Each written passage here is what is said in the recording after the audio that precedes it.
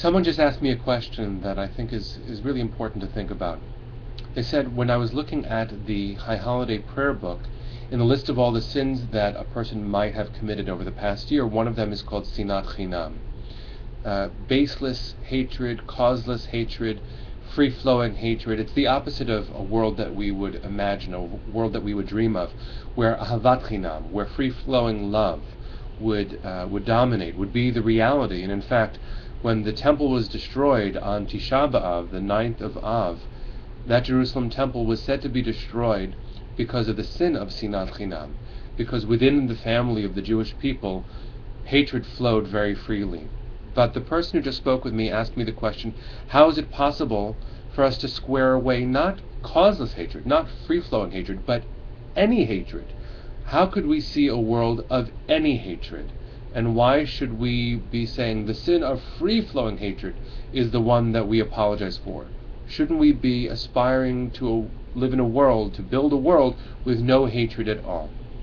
And so my response that I share with you now is actually based on some teaching by a teacher of mine, Ann Swidler. She is a member of the community that I'm with, and also a world-renowned sociologist at University of California in Berkeley.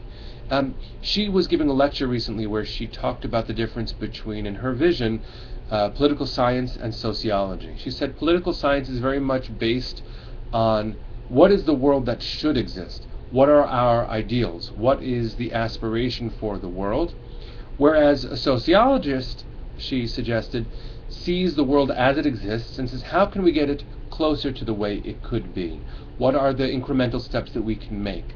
And so I actually think that there's wisdom in our tefillah, in our liturgy, in our prayer, because it does not say for the sin of any hatred, because I think that would set us up for an expectation. It would mean that any hatred at all in the world means that the world is unworthy. But instead, the sin that we point to, that we repent for, that we aspire to get beyond, is one of causeless hatred, of free-flowing hatred. Because, as a sociologist might see, there will be hatred in the world.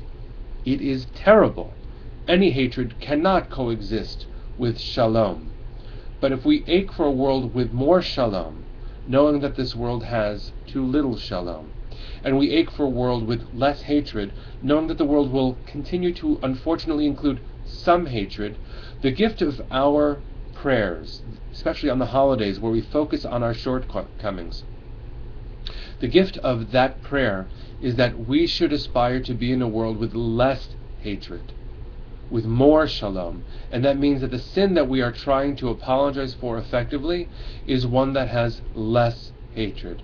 May we be blessed to be in a world with less hatred and more shalom, knowing that we might not get all the shalom we want, and we might not get rid of all the hatred that should go away, but we can take one step forward, perhaps by pointing inward and saying more of the good, less of the bad.